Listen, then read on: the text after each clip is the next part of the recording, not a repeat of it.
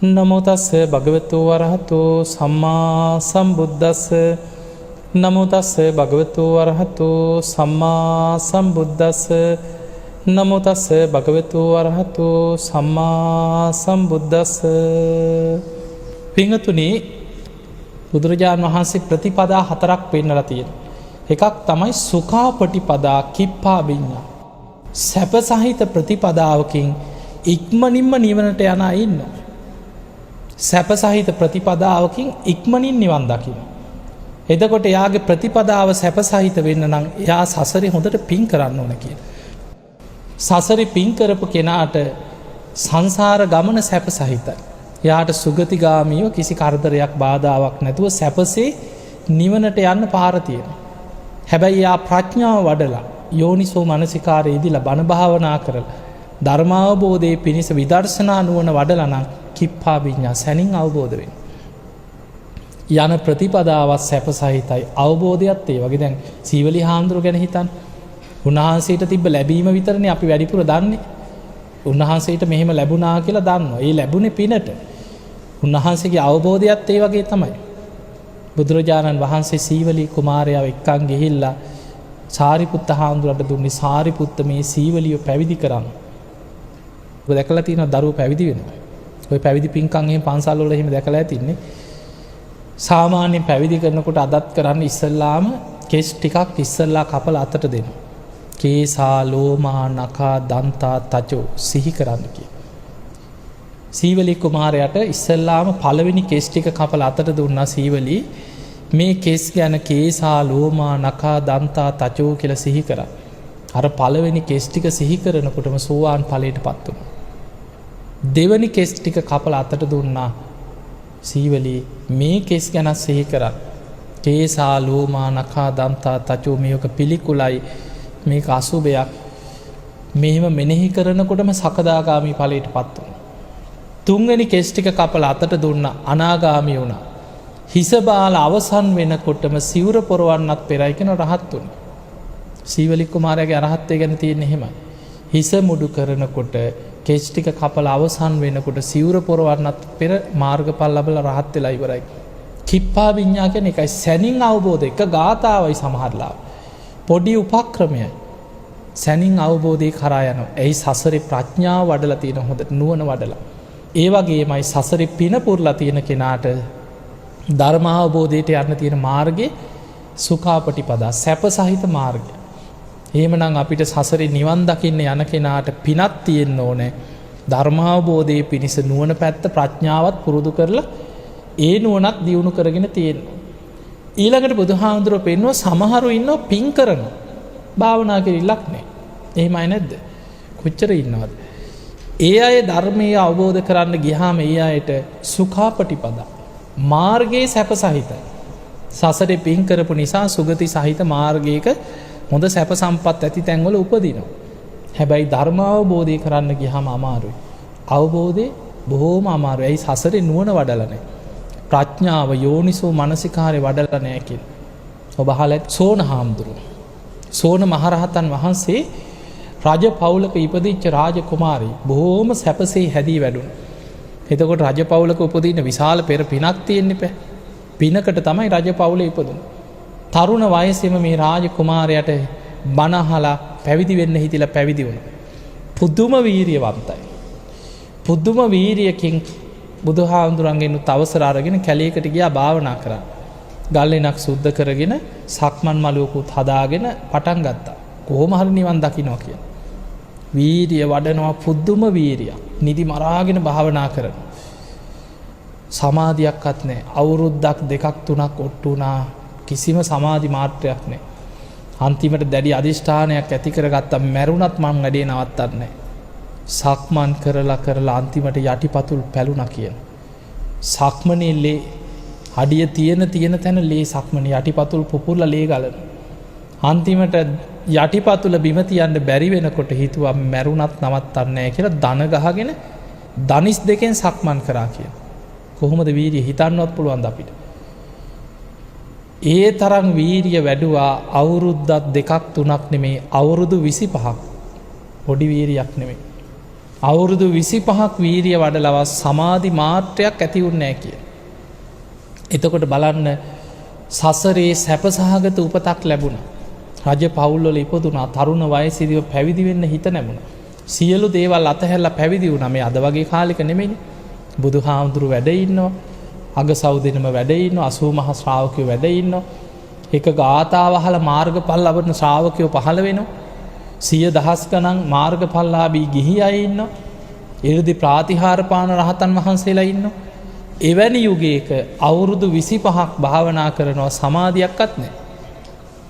අන්තිමටම අවුරුදු 25ක් වීරිය වඩලා දවසක් උන්වහන්සේට හිතුණා මට පින නැතුව ඇති.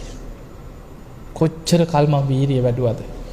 මං සිවුරු ඇරලා යනවා කියලා හිතුවා. ඔන්න හිතට ආපු සිතුවිල්ල සිවුරු අරින්න හිතුවා. ඔය සිතුවිල්ල එනකොටම බුදුරජාණන් වහන්සේගේ බුදු ඇසට අරමුණු වුණා. බුදුරජාණන් වහන්සේ දික්කල අතක් හකුලනවා වගේ හකුලපු අතක් දිග හරිනවා වගේ ඉරදියෙන් සෝන හාමුදුරුවෝ ඉදිරියේ පහළ වුණා. පහළ වෙලා ඇහුවා සෝන ඔබ සිවුරු අරින්න හිතුව නේද කියලා ඇහුවා. අනේ ස්වාමීනි බලන්න කිව්වා මගේ මේ යටිපතුල් මේ සක්මන පුරාම ලේ කිව්වා. මේ දනිස් දෙකත් මගේ තුවාල වෙලා මං දනිස් දෙනු සක්මන් කරා කිව්වා. අවුරුදු 25ක් වීරිය වඩලා මට සමාධි මාත්‍රයක්වත් නැහැ කිව්වා.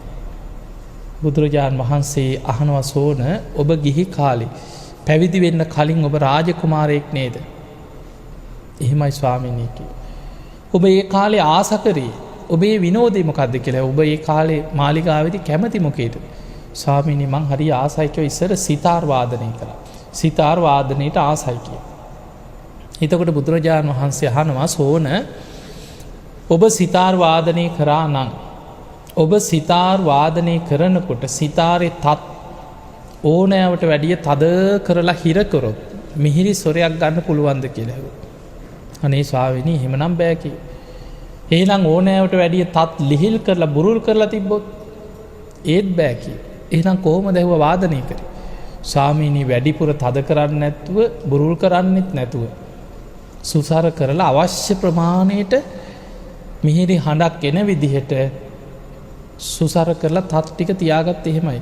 බුදුහාමුදුරු කියනවා සෝන ධර්මාවබෝධයට අවශ්‍ය වීරියත් ඔය විදිහමයි කිය.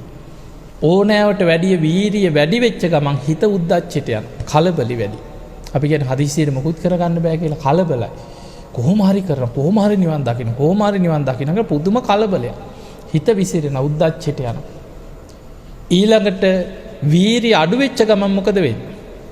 කුසීතකමට කම්මැලිකමට නිදිමතට අලසකමට වීරිය අඩු වෙච්ච ගමන් වෙන්නේ හේම නින්දට වැටෙනවා. ඒ නිසා බුදුරජාණන් වහන්සේ වදාළ සෝන දැඩි වීරියකුත් නැතුව ඕනෑවට වැඩි අඩු වීරියකුත් නැතුව ඔබ අවශ්‍ය ප්‍රමාණයට වීරිය තියාගෙන භාවනා නිමිත්ත හිත පිහිටවන්න කිව්වා. අන්න අවවාදේ ලැබුණා. සෝන හාමුදුරුවෝ ඒ ඔස්සේ භාවනා කරා. ටික දවසකින් හිත එකඟ වුණා. ධර්මාවබෝධය ලැබලා රහත් වුණා. මේ බුද්ධ ශාසනය තුල වීරිය ආරම්භක වීරිය ඇති භික්ෂුන් වහන්සේලා අතර අග්‍රයි.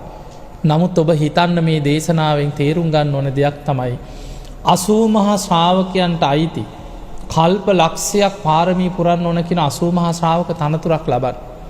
එච්චර සසරේ 80 මහා ශ්‍රාවක තනතුරක් ලබලා රහත් වෙන්න පින තිබ්බ කෙනාටත් සිවුරු අරින්න හිතුන්නේ නැද්ද? මේක කරගන්න බෑ කියලා සිවුරු ඇල්ල යන්න හිතුවා. බුදුහාඳුරු පිහිට වුණා. ඒ නිසා සසරින් මාර්ගඵල ලබන්න නිවන් දකින්න පින තිබ්බත් මොකක් හරි කර්මයකට සමහර වෙලාවට බෑ කියලා හිතෙන්න පුළුවන්. මේක හරියන්නේ නෑ එපා කියලා හිතෙන්න පුළුවන්. ඒ නිසා ඒක තමයි හැටි. සමහර කාලේ දැන් හොඳට භාවනා කරන අය ඉන්නවා. සමහර කාලවලට ඒ අයටම හිතෙනවා මේක කරන්න බෑ. බෑ මේ හරියන්නේ නෑ. ඔය මුකුත් හරියන්නේ නෑ කියලා පොතක් කියවන්න හිතෙන්නේ නෑ. බණක් අහන්න හිතෙන්නේ නෑ. භාවනාවක් කරන්න. ඒක ධර්මයේ කියන අරතිය කියලා. කුසල් වලට තියෙන අකමැත්ත ඇති වෙන සමහර කාලවලට. එතකොට කොහොම හරි නෑ මම මේක කරනවා මට වෙන විකල්පයක් නෑ.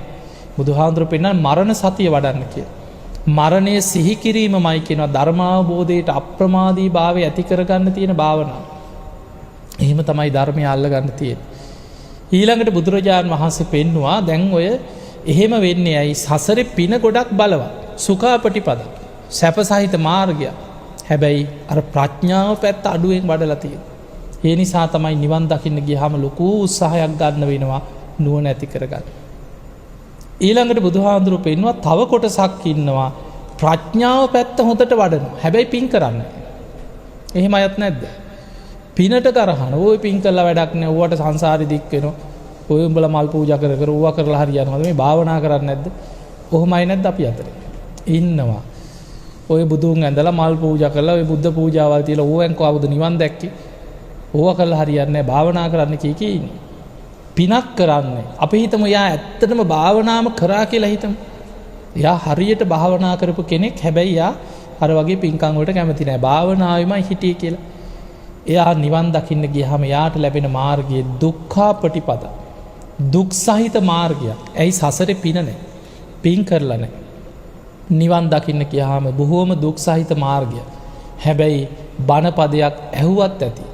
කිප්පා විඤ්ඤා සැනින් අවබෝධ කරන්න පුළුවන් සසර නුවණ වඩලන ප්‍රඥාව තියෙනවා. හැබැයි ධර්ම අවබෝධයට තියෙන අන්ත දුක් විඳගෙන යන්න තියෙන මාර්ගය. ඒ නිසා මේ බුද්ධ ශාසනය තුල සමහර ශ්‍රාවක චරිත ගත්තහම දැන් සුනීත සෝපාකලත් මාර්ගඵල ලැබුව රහත් වුණා තමයි. හැබැයි කොච්චර දුක් විඳලාදනේ. අසුචි කදවල් කරගහගෙන මිනිස්සුන්ගෙන් නිନ୍ଦා අපහාස විඳගෙන බැනුම් අහගෙන මහා දුක් ගැහැට විඳගෙන දුක් සහිත ජීවිත බුදුහාඳුරු පිහිට වුණා. ධර්මය අවබෝධ කරා තමයි. ඒ නිසා මතක තියාගන්න සසරේ නිවන් දකින්න යන ගමනේ දැන් පැවිදි වුණත් බුදුහාඳුරු පෙන්නනවා සසරේ පින් කරගත්ත කෙනාට සිව්පසේ ටික ලැබෙනවා. කොහොම හරි හොඳ දාන ටික මොන ක්‍රමෙන් හරි දාන ටික ලැබෙනවා. දැන් සීවලි හාඳුරන්ට කැලේක හිටියා. දේවතාවරු මිනිස් වෙස්යෙන් විමානම වාගෙන දන් දෙනවා කියලා. ඇයි සසර පින. ඊළඟට ලෙඩක් දුකක් හැදුනොත් හොඳ වෛද්‍යවරයෙක් මුණ ගැහෙනවා. කවුරු හරි ඉන්නවා බේත් ටික අරන් දෙන්න එක්කන් ගිහිල්ලා හරි.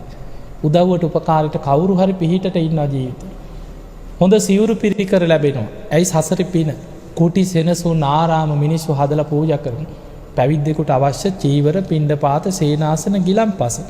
ඒ සිව්පසේ උපරිමෙන්ම ලැබෙනවා කියනවා සසර පින් කරපු කෙනාට. හැබැයි බුදුහාමුදුරුවෝ පෙන්වනවා සසර පින් කරගත්තේ නැති කෙනාට නිවන් දකින්න හිතාගෙන පැවිදි වුණත් පිණ්ඩපාත ගියත් දාන ටික ලැබෙන්නේ නැහැ කිව්ව හරියට. කුටියක හිටියත් මොකක් හරි ප්‍රශ්නයක්. කොහොම හරි දුක් විඳලා කුටියක් හදාගත්තත් ගහක් හරි ඕකට කඩාගෙන වැටෙනවා. මොකක් හරි අහක යන එක්ක ස්වභාවික විපතක් හරි ගලක් හරි පෙරලිලා එනවා. මොනවා හරි කරදරයක්. එක්ක සත්තුන්ගෙන් කරදර. බණ භාවනාවක් කරගන්න බෑ. මොනවා හරි ප්‍රශ්න. එක්ක ලෙඩ දුක් කවුරුත් නැහැ බේත් ටිකක් අරන් දෙන්න අන්ත අසරණයි. ඊළඟට හරියට සිවුරක් නැහැ. ඔය විසි කරලා දාලා ඉස්සර පාංශකුල සිවුරුනේ ගොඩක් තිබ්බේ. විසි කරලා දාලා තියෙන රෙදි කෑලි අහුලගෙන ඇවිල්ලා බොහෝම අමාරුවේ සිවුරක් හදාගෙන පටලගෙන ඒකෙන් තමයි කොහොම හරි විලිවසා ගන්න සිවුරක් හදාගන්න. ඒකත් හරියට නෑ සමහර දැන් අද වගේ නෙමෙයි ඉස්සර. සමහර ඒ සිවුරු වලට රෙදි කෑලි එක එක රෙදි කෑලි එක જાතිය නෙමෙයි. මොකද ඔක්කොම විසි කරලා දාලා තියෙන පාංශකුල කියන්නේ මේ මිනි විතරක් ඔතපු යන්නේ විසි කරපු කියන අර්ථය. අතහැරලා දාපු. වැඩිපුර ඉතින් සොහොන් වල තමයි අතහැරලා දාන්නේ. ඒවා තියෙන. එහෙම නැත්නම් ඔය විසි කරලා දාලා රෙදි කෑලි කාණු වල කුණු බාක්කි වල තැන් තැන් වල විසි කරපු කෑලි අහුලගෙන ඇවිල්ලා ඒවෙන් තමයි කියනවා සිවුරකට අවශ්‍ය විදියට මහලා ඉතින් එක එක පාට එක එක වර්ණ හදලා පඳු ගහලා යන්තම් ඒවා දුර්වර්ණ කරලා හදාගන්න. එහෙම තමයි ඉතින් සිවුරක් හදාගත්තේ ඉස්සර.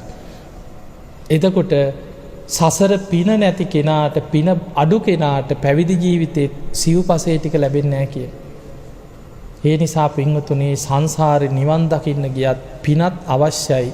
විදර්ශනා ප්‍රඥාවත් අවශ්‍යයි. භාවනා පැත්තක් තියෙන්න ඕන. පින් කරන්නත් ඕන. ඊළඟට බුදුහාඳුරෝ පෙන්නන මහණෙනි සමහරු ඉන්නවා පින් කරන්නෙත් නැහැ භාවනා කරන්නෙත් නැහැ. ওই දෙකම නැහැ. පිනටත් ගරහා කරන ඕවා කරලා කාටද හරි කියන. කරන භාවනාවකුත් නැහැ අන්තිමට. පිනුත් නැහැ භාවනත් නැහැ. එවැනි කෙනෙකුට සසරේ තියෙන්නේ දුක්ඛාපටිපදා දණ්ඩා විඤ්ඤා.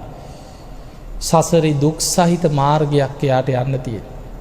බුදුවරු මුණ ගැහුණත්, කල්යාණ මිත්‍රයෝ මුණ ගැහුණත් ධර්මාවබෝධයට තියෙන මාර්ගයත් බොහොම දුෂ්කරයි කියන අවබෝධය ලේසි නෑ කියන. දැන් වර ලෝසක මහරහතන් වහන්සේ ගැන අහලා ඇතින්නේ. කොච්චර කර්ම විපාකයක් පස්සෙන් ආවද කියලා පින්ඩපාති ගියත් දාන ටිකට පාත්‍රයට කවුරු හරි යමක් බෙදුවොත් වළඳන්න ගන්නකොට පිළුණු වෙලා. කර්මය හැටි. උන්වහන්සේට යම් පාරක පිණ්ඩපාත වැඩියොත් ඒ පාරේ පිණ්ඩපාතයන් අනිත් අයටත් දාන ටික වර්ධිනවා කියලා. එච්චරකට නොලැබීමක් තිබුණා. පිරිනිවන් පාන දවසෙත් දාන එක වැළකුණා. භාවනා කරන්න වාඩි වුණත් එහෙම සිහිසුන් ඇදගෙන වැටෙනවා. ඉතින් කන්නේ ඇඟට පණ තියෙන්න ඉපෑ. භාවනා කරන්න හරි. සක්මන් කරනකොට එහෙම සක්මනේ ඇදගෙන වැටෙනවා කලන්තේ හැදිලා. අමාරුවෙන් බඩගාගෙන වගේ ගිහිල්ලා මඩ වතුර ටිකක් බීලා වාඩි වෙලා භාවනා කරනවා කියලා. එච්චර දුකක් විඳලා තමයි ධර්ම අවබෝධයට විශාල දුකක් විඳින්න වුණා. ඇයි සසරේ පිනත් අඩුයි, පින් කරලා නැහැ, අකුසල් බලවත් වැඩි. සසරේ නුවණ වඩලත් නැහැ. එතකොට මේවා අපේ පස්සෙන් එනවා. හැම වෙලේම මතක තියාගන්න අපිම වපුරපු දේවල් අපි මේ අස්වැන්න නෙලාගෙන යන ගමනක් මේ. අපි වපුරනකොට වැපිරුවට වැඩි අස්වැන්න ලැබෙනවද නැද්ද? දැන් නිකන් හිතන්න අඹ ගෙඩියක් පැල කරොත් එක අඹ ගෙඩියද හටගන්නේ අඹ ගහේ නෑ. අඹ ගෙඩි 100,000 ගණන් හට ගන්නවා අස්වැන්න. එක වී ඇටේ විසි කරාට පස්සේ වී කරල් පිටින් හටගන්න. ඒ වගේ තමයි අපි වපුරන දේට වැඩි අස්වැන්න වැඩි. යාදිසං වපතේ වීයන් තාදිසං හරතේ පලං යමක් වැපිරුවද ඒ අස්වැන්න තමයි කියන සංසාරේ නිල නිලා අපි මේ යන්නේ. අපිම සසරි වපුරපු දේවල් මේ නෙලාගෙන යන ගමන. මතක තියාගන්න එක දේශනාවක තියෙනවා එළුවෙක්ගේ බෙල්ල කපලා ආත්ම 500ක් බෙලි කැපුම් කෑවා කියන. එක එළුවෙක්ගේ එක පාරයි බෙල්ල කැපුවේ. හැබැයි තමන් ඉපදී ආත්ම 500ක් සසරි බෙලි කැපුම් කෑවා කිය. කර්ම විපාක පස්සෙන් එනකොට සමහර ඒවට ධර්මී කියන අපරාපරිය වේදනී නිවන් දකින්නකම් විපාක ලැබෙනවා කිය. සංසාරේ කර්ම හරි බලවත්. සමහර විපාක මහා පුදුම විදියට බලවත්. ඒ නිසා කර්ම විපාක එන්න පුළුවන් අපිට හිතාගන්න බැරි විදියට එන්න පුළුවන් සංසාරේ. ඒ නිසා ඒ වගේ වෙලාවට තව තවත් කර්ම රැස් කරගන්න නැතුව හිතන්න මේ මම කරපු කර්මයක්. දැන් අපි මේ බණ ඇහුවට ගෙවල් දොරවල් වල සමහර වෙලාවට ජීවත් වෙනකොට පවුල් පසුබිමේ ඉන්න තැන අසල්වැසියන්ගෙන් වෙන්න පුළුවන්, අසා කරන තැන වෙන්න පුළුවන්. මිනිස්සුන්ට ප්‍රශ්න තමයි ජීවිතේ. හැබැයි එතකොට හිතන්න මේ කවුරුත් කරපු දේවල් නෙමෙයි, මමම සසරේ වපුරපු දේවල්. ඒ නිසා දැන් ඔබ මට මේ ප්‍රශ්න මුන් එක්ක බෑ කියලා අපි කේන්ති ගත්තොත් අපි තවත් වපුර ගන්න. ඒ නිසා මේ ජීවිතේ අඩාඩා හරි බුදුහාඳුරෝ පෙන්වන්නේ පෙර කර්ම එනකොට විපාක එනකොට දුකයි. දුක් සහිත විඳවන්න වෙනවා. හැබැයි අඩාඩා හරි සිල් රකින්න කියලා. අද හොඳ බීජ වපුර ගත්තොත් අනාගතේ හොඳ අස්වැන්න ලැබෙන්නේ නැද්ද? ලැබෙනවා. ඒ නිසා අද හොඳ බීජ වපුරට සාධාරණ ලෝකයක් හොයන්න නැහැ. අපිට හිතෙනවනේ ඇයි මට මෙහෙම වුනේ? මම මෙච්චර මෙහෙම කරලා අපි මෙච්චර උදව් කරා. ඇයි අපිට මෙහෙම වෙන්නේ? අපි එහෙම හිතන්නේ නේ. ඒ නිසා හිතන් ලෝකේ සාධාරණ ලෝකයක් නෙමෙයි. රාග, ద్వේෂ, මෝහ කියන අකුසල මූලයන් තුල පිහිටලා කෙලෙස් සහිත විඥානත් ඇති මිනිස්සු එක්ක අපි ජීවත් වෙන්නේ. මේ හැමෝම කෙලෙස් සහිතයි. මේ මාර්ගඵලලාභීන් පිරිච්ච සමාජයක ජීවත් වෙනව නෙමෙයි. ඒ නිසා ඊර්ෂ්‍යාව, වෛර, ක්‍රෝධ, කුහකකම් එවැනි සමාජයක අපි මේ ඊයේ පෙරේත තාත්තා කෙනෙක් මෙහි අඬාගෙන ආ උදේ රෙදි ටිකක් අරගෙන බෑග් එකක දාගෙන මං ඉන්න දවසක ඊට පස්සේ ඉතින් අනේපා වයසක මේ සීයා කෙනෙක් මට ඉතින් ඇවිල්ලා කිව්වා නෝන නැති වෙලා ගොඩක් කල් දුවලම 3 දෙනෙක් ඉන්නේ. බාල දුවට දරුවෝ 3 දෙනෙක් ඉන්නවා. දැන් තාත්තා දරුවෝ 3 දෙනා බලාගන්නේ තාත්තා. එහෙම වෙනවා. දැන් තාත්තා නෙමෙයි දැන් කෙලිම වැඩකාරයා මට්ටමේ ඉන්නේ. එතකොට තාත්තට සීල් ගන්න යන්නද? තාත්තා සීල් ගන්න ගියාම කවුද මේ ළමයි බලාගන්නේ කියලා. ඕනෝයි ගෙදරටලා බණක් අහගෙන ඉන්න තාත්තේ කියනවා. ඊට පස්සේ ඉතින් අනේ නතර වෙනවා. ඉතින් සතියක් විතර කියලා වදින්න නැති එක විතරයි කිව්වා. අනේ මෙහෙම පිංකමක් තියෙනවා. මං ගිහින් එන්නම් පුතේ අරේ මේ කියලා. ආහා බලමු කී ඉන්නවා. ඊළා එදාට කියනවලු මේ ගමනක් යන්න තියෙන තාත්තා මේ ළමයි බලාගෙන ඉන්න මේ කියලා කොහොම හරි ගෙදරින් යන. ඔහේ ඇවිදින්න යනවා කි. තාත්තට ළමයි දා. ඉතින් ඒ තාත්තා කියන දවසක් ඉතින් රේඩිය එකක් තියාගෙන අනේ රේඩියකට මල් පූජා කරලා බණ අහන්න කිව්වා. ඇයි ඉතින් වෙන යන්නේ නැහනේ බණක් අහගන්න. රේඩියකට මල් පූජා කරලා වඳිනවා කිව්වා. ඉතින් පොඩි බුදු ගයක් හදාගෙන පොඩි බිත්තිය අයිනේ බුදු පිළිමයක් තියාගෙන බුදුන් ඇඳගෙන ඉන්න. ඒ තාත්තා කියනවා දවසක් මේ ඉතින් වැඩ ඇරලා එනකොට ඉතින් තාත්තා බණ දාගෙන බණ අහගෙන ඉඳලා අර පොඩි ළමයා පුටුවකින් වැටිලා ඔලුව වැදිලා. ආපු ගමන් ළමයා හරියට බලාගත්තේ නැහැ කියලා තාත්තට බැනලා රේඩියක උස්සලා පොලේ ගැහුවා කියලා. මේක තමයි තියෙන වදේ කියලා ගැහුවලු. කාටද? තාත්තට නෙමෙයි ගැහුවේ බුදු පිළිමෙට. මේක කිව්වේ බුදුහාඳුරන්ට. අර බුදු පිළිමේ ඇදගෙන වැටුණා හිස ගැලවිලා ගියා. බුදු පිළිමේ එහෙමම හිස ගැලවුණා කැඩලා වැටුණා. ඔන්න දුව ගැහුවේ බුදු පිළිමෙට ආයේ. ඊට පස්සේ රෙදි ටිකක් එළියට වීසි කළා මම වැඩකාරයෙක් හොයාගන්නම් කියලා තාත්තව ගෙයින් එළියට දැම්මා. බෑග් එකේ රෙදි දෙක තුනක් දාගෙන අඬාගෙන උදේ මෙහෙට ආවා. ඔන්න මේ පවුල් වල වෙන දේවල් ඉතින්. හැබැයි ඒ තාත්තගේ තියෙන ගුණය කියන්නේ ඒ තාත්තා ඇවිල්ලා ওই කතාව කියලා අඬලා ඊට පස්සේ මට කියනවා අනේ හාමුදුරනේ දුවට කරදරයක් වෙයි දන්නේ නැහැ කියලා. බුදු පිළිම කඩපු නිසා. මෛත්‍රී ඒක තමයි සසරේ හැටි. ඒ නිසා මතක තියාගන්න මේ සංසාරේ අපිට මේ හම්බෙන හැමෝම මේ අපේ හිතවත්කම් මත මුණ ගැහෙන අය නෙමෙයි. බුදුරජාණන් වහන්සේ පෙන්නනවා සංසාරේ අපිට මුණ ගැහෙනවා ප්‍රියයන්. ඒ ප්‍රියයන්ගෙන් වෙන්වීම දුකක්. ඊළඟට අපිට සසරේ මුණ ගැහෙනවා අප්‍රියයන්. ඒ අප්‍රියයන් සමග එකතු වීමත් දුකක්. තරහකාරයෝ හතුරු ඊරිසියාකාරයෝ වෛර පිරිමහන සංසාරේ හම්බෙනවා. එක එක ස්වරූපයෙන් මුණ ගැහෙනවා. ඒ නිසා අපි ජීවත් වෙන්නේ අකුසල් පිරිච්ච ලෝකෙක. කෙලෙස් බලවත් වෙච්ච දැන් ඉස්සර වගේනේ බුදුහාඳුරන්ගේ කාලයටත් වැඩිය දැන් දරුණුයි. බුදුහාඳුර පෙන්නා මහණෙනි ආවිස පිරිහිලා මිනිස්සුන්ගේ ආවිස අවුරුදු 100න් පල්ලෙහාට පිරිහිලා එනකොට මිනිස්සු එළුව බල්ලෝ බලල්ලු තිරිසන් වගේ සත්තු වගේ වෙනවා කියලා. අද අපි ජීවත් වෙන්නේ සත්තු වගේ ලෝකෙක. ඒ නිසා මේ ලැබිච්ච මනුස්ස ජීවිතය තුළ ධර්මයේ දියුණු කරගන්න අපිට ලෝකේ හදන්න පුළුවන්. බෑ කොහේ ලෝකේ හදන්නද? ලෝකයාම කෙලෙස් සහිත කෙලෙස් වලම සතුට හොයන කෙලෙස් තුල ජීවත් වෙන සතර අපායේ මහගෙදර කරගත්ත ලෝකයක්. යන්තම් අපේ පිනකට අපිට බණපදයක් අහන්න ලැබෙනවා. ඒකෙන් බණ ටිකක් අහලා අප්‍රමාදීව ධර්මයේ දියුණු කරගෙන ගැලවෙන්න උත්සාහයක් ගන්න. ඉතින් එහෙමනම් ඔබ හැම දිනාටම මේ ලැබිච්ච මනුස්ස ජීවිතය අවසන් වෙන්න පෙර සද්ධාදී ගුණධර්ම දියුණු කරගෙන උතුම් වූ ධර්මයේම අවබෝධ කරගන්න වාසනාව ලැබේවා කියලා අපි ආශිර්වාද කරමු. පින්වතුනේ අද මේ ධර්ම ශ්‍රවණයෙන් ඔබ රැස් කරගත් සියලු පින සියලු දෙවියෝ සාදුකාර දෙදී මේ පින් අනුමෝදන් වෙත්වා. දෙවියන්ගේ දිව්‍ය අසීසුරු වර්ධනය කරගෙන සියලු දෙවියෝ උතුම් නිවනටම පත්වේවා කියලා සාදු කියලා පින්. ඒ සියලු දෙවියන්ගේ පිහිට රැකවරණ ආශිර්වාදය ඔබ හැම දෙනාටම ලැබේවා කියලා අපි ආශිර්වාද කරමු.